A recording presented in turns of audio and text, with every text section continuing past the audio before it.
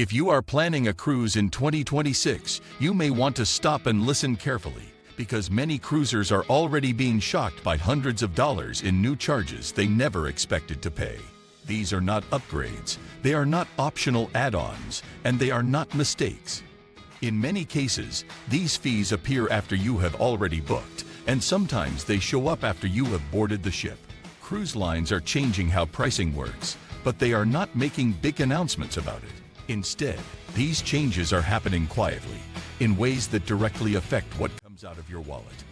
In this video, I am breaking down the biggest hidden costs and rule changes affecting cruises in 2026. Let us start with the biggest and most overlooked one: hidden cruise taxes. If you're booking a cruise for 2026, there's a cost that's easy to miss, and it can quietly add hundreds of dollars to your final bill. We're talking about rising tourist taxes and new environmental fees that many cruisers don't fully see when they book, but will absolutely feel when they pay. That cost is already hitting Hawaii cruises first. Beginning January 1st, 2026, Hawaii will introduce a brand new cruise passenger tax. This isn't some small port fee. It can total up to about 14%, made up of the state's transient accommodations tax plus possible county search charges applied to the portion of your fare for the days your ship is docked in Hawaiian ports. Cruise lines like Norwegian and Disney have already started warning guests about increased cost, which could range anywhere from $50 to $500 per person depending on the itinerary. One cruiser even reported that this new tax added over $600 to their 7-day Hawaii cruise for 2 people. And for many, that's a complete deal breaker. Now, this new tax is supposed to fund environmental and tourism programs, but it's so significant that the cruise industry, through CLIA, the Cruise Lines International Association, has filed a federal lawsuit arguing that it violates maritime law. We don't know how that'll play out yet, but if you're planning a Hawaii cruise, definitely factor this cost into your budget. And Hawaii isn't alone. Around the world, tourist taxes are creeping up. In Mexico, a new non-resident tourism tax introduced in 2025 is increasing again in 2026 from $5 to $10 per person depending on the port. And be aware, it's not always included in your fare. Several cruisers have confirmed seeing it added later as a separate line item on their onboard account after a port stop. In Greece, the cruise visitor tax continues, charged per person per port, and it varies by season, roughly $22 in the summer and about $4 to $5 in the winter at major ports. In Amsterdam, the day tourist tax is about $15 per person, and even the U.S. Virgin Islands is raising its port fee by roughly $3 per passenger. Individually, these might not seem like much, but when you add them all up, these hidden costs are quietly reshaping what it really means to take an affordable cruise vacation. And while those taxes are the ones you'll actually see listed on your bill, there's another set of changes that are quietly adding to cruise costs once you're on board: the nickel and dime effect. Now, let's get into something that's a little less rewarding and will actually cost cruise passengers more. New cruise fees and extra charges are creeping in for 2026, and one of the changes that has cruisers truly furious happened recently with Carnival Cruise Line. The line has raised its gratuity on drinks and drink packages to 20%. It used to be 18%. That 2% jump sounds small, but it's a tipping trap. It applies to every soda, every beer, and every specialty coffee. For a family on a 7-day cruise, that extra percentage on every single swipe adds up to serious money. And what's making passengers angry is that nothing about the service changed. Only the cost of ordering a drink did.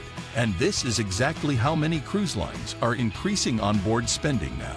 Not with one big price hike, but with dozens of small ones. One of the most talked about changes comes from Norwegian Cruise Line, which is now charging a $5 fee for an additional entree in the main dining room. Norwegian says this policy is designed to reduce food waste, but many passengers view it as another example of nickel and diming. To be fair, Norwegian isn't the first to introduce this kind of charge. MSC Cruises has a similar policy, and Carnival applies a $5 fee only when a third entree is ordered.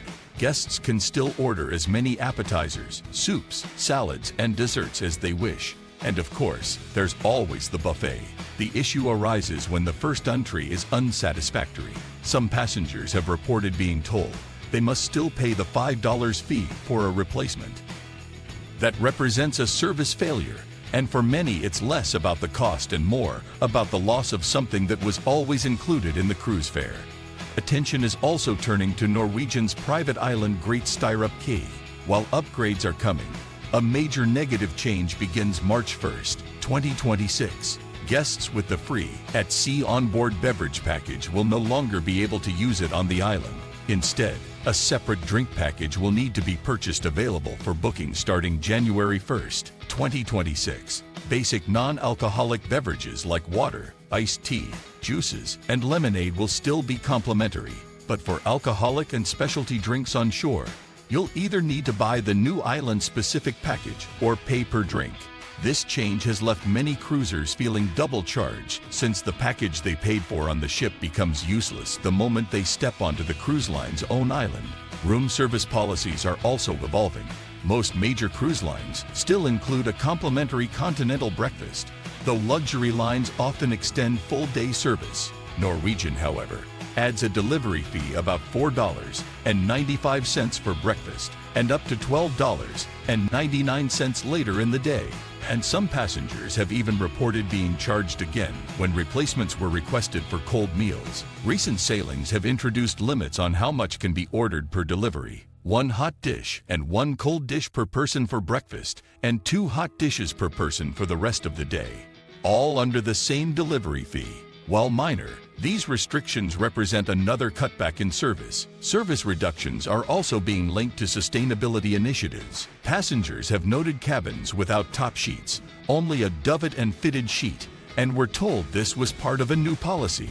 These small adjustments contribute to a less premium onboard experience. Finally, Royal Caribbean is increasing childcare fees at its Adventure Ocean program.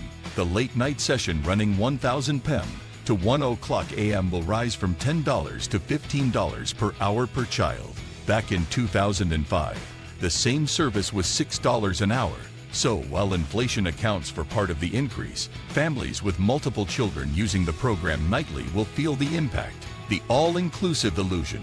Now, let's talk about a trend that's chipping away at the very idea of an all-inclusive cruise vacation. If you're a fan of Virgin Voyages or Princess Cruises, you'll want to pay close attention to these fundamental changes. First, Virgin Voyages. The line that truly shook up the industry with its one price includes almost everything model. That model is changing.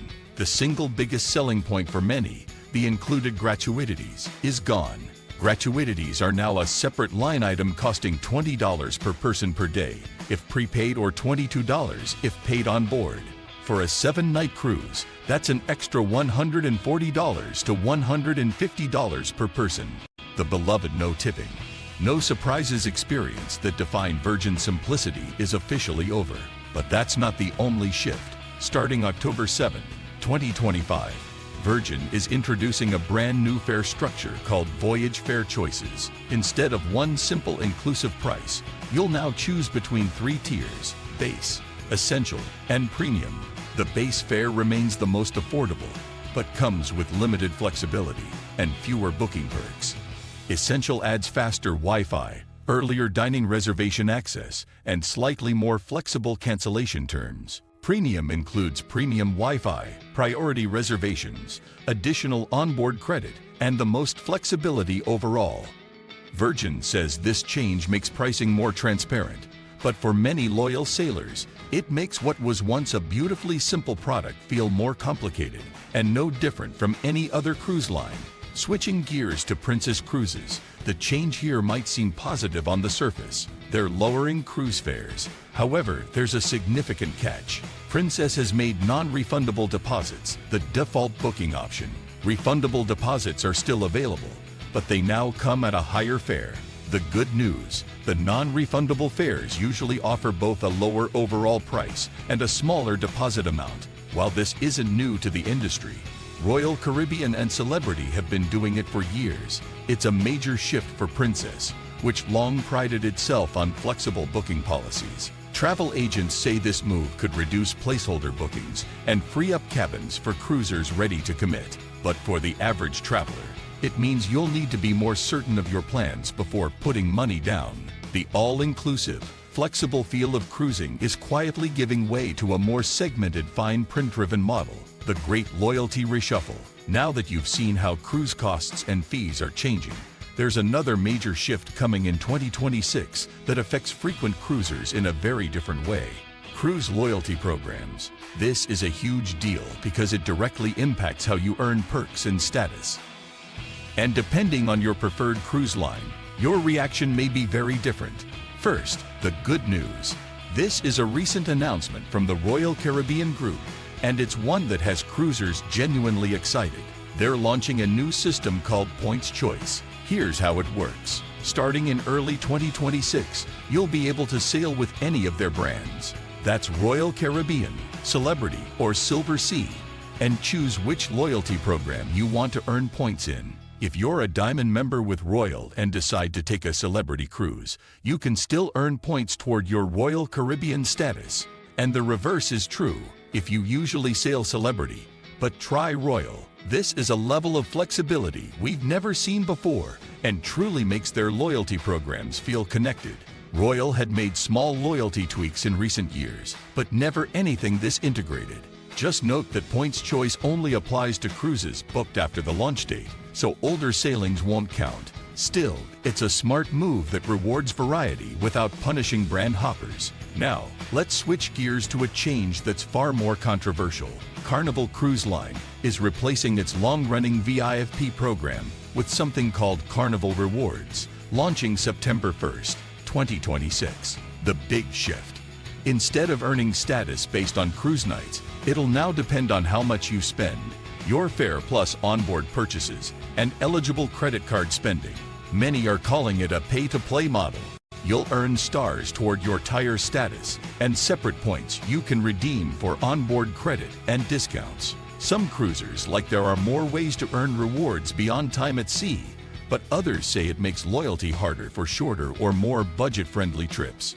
After a backlash, Carnival made several important concessions. Current Platinum and Diamond members will keep their status through the transition, and anyone who reaches Diamond by August 31st, 2026 will receive lifetime Diamond status. All VIFP members will carry their existing status into Carnival Rewards with a guaranteed minimum status level for the first 2 years of the new program. And here's the kicker that has people furious. Loyalty is no longer forever for most cruisers. Under the new system, status must be requalified periodically based on spending rather than being locked in for life. Though top-tier Diamond loyalty will remain permanent and Platinum members will receive ongoing status-boosting star bonuses to help retain their tire. Still, many longtime cruisers feel betrayed and are threatening to leave Carnival altogether. And you have to wonder whether other cruise lines are quietly watching, ready to see if they too can tie loyalty more closely to how much you spend, not how long you sail. Paradise for a price. Let's talk about what might be the single most controversial topic in cruising right now: the massive investment in private islands and exclusive destinations. Cruise lines say this is all about leveling up the guest experience. And while there's some genuinely exciting news here, a few of these changes are stirring up serious debate among cruisers. First, the good news. Norwegian Cruise Line is making a huge investment in Great Stirrup Cay, and it's shaping up to be one of the biggest upgrades in their history. In the summer of 2026, they'll open a 6-acre water park with 19 water slides, a lazy river, and brand new dining and bar areas. They're also building a new pier and dock expected to be ready before the end of 2025. A welcome change for anyone tired of tendering back and forth to shore. That alone will make getting on and off the island so much faster and easier. But as always, there's a catch. As we mentioned earlier, starting March 1st, 2026, that free at sea package won't work here. So while you're enjoying those new slides, you'll be paying for drinks either out of pocket or by buying that new island-specific package. Now, let's talk about Royal Caribbean's new Royal Beach Clubs. It's important to be clear. These are not free private islands like Perfect Day at Coco Cay. These are paid premium day experiences, more like upscale excursions. The first will be the Royal Beach Club Paradise Island in Nassau, Bahamas, opening in 2026. If you've been to Nassau recently, you've probably seen the construction across the harbor. It's hard to miss. Guests will need to purchase a day pass expected to cost around $170 per person for an all-inclusive package with food and drinks. Then in the summer of 2026 comes the Royal Beach Club Santorini in Greece. Day passes are already showing up online for about $280 per adult, though frequent sales bring that closer to $200. Children are welcome, and there's a lower price for them as well. Finally, in late 2026, we'll see the Royal Beach Club Mexico but along the West Coast. These destinations will undoubtedly be stunning, but the criticism is loud and clear. Many cruisers say that after paying thousands for a cruise, they won't spend an additional $170 to $300 per person for what they call a fake beach club. These are destinations designed to look like private tropical paradises, often with white sand imported from other regions, shallow lagoons, beach cabanas, and cocktail service, basically a manufactured resort experience. While the visuals are stunning, many travelers feel it doesn't deliver the authentic cultural or historical experiences that cruising is meant to provide. For them, the joy of cruising comes from wandering cobblestone streets, tasting local cuisine at a small market, visiting centuries-old monuments, or experiencing an island community in its natural state. A plastic-perfect beach with a cocktail in hand just doesn't compare to exploring a historic town or watching local artisans at work. So, what do you think? Are these premium destinations, often called exclusive beach clubs, the future of cruising, or just another expensive detour from what makes travel truly special? It's a divisive topic. Some argue it's an evolution of luxury cruising, catering to passengers who value convenience, exclusivity, and Instagram-ready moments. Others argue it's a departure from the spirit of exploration that made cruising appealing in the first place. The bigger question is, will the industry continue to chase higher margins by creating artificial paradises, or will it double down on authentic cultural experiences that attract the seasoned traveler? And if you thought that was all, think again. There is another wave of significant changes coming in 2026 that you might not notice when you first book your cruise, but you will definitely feel them in your wallet. We're talking about new environmental regulations and the hidden costs they bring. Starting January 2026, new environmental regulations will be enforced across Europe and other key regions. The European Union is expanding its emission control zones, meaning cruise ships will be required to switch to cleaner fuels like low-sulfur diesel or even alternative fuels like LNG, liquefied natural gas. While this is great news for the planet, it comes with a cost.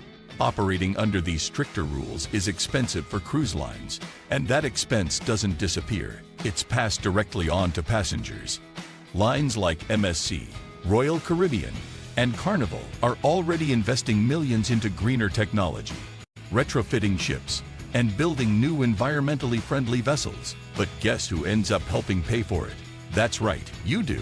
Expect to see more so-called fuel surcharges or new environmental fees quietly added to your cruise fare under taxes and fees.